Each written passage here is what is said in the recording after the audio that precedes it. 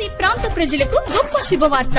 మీరు దూర ప్రాంతాలకు వెళ్లకుండా ఇప్పుడు మన దర్శిలోని మీనాక్షి హాస్పిటల్ నందు అత్యుత్తమమైన గుండె సంబంధమైన వైద్య సేవలు. విశేష అనుభవం కలిగిన ప్రముఖ కార్డియాలజిస్ట్ డాక్టర్ చల్లా రక్షితారెడ్డి గారు.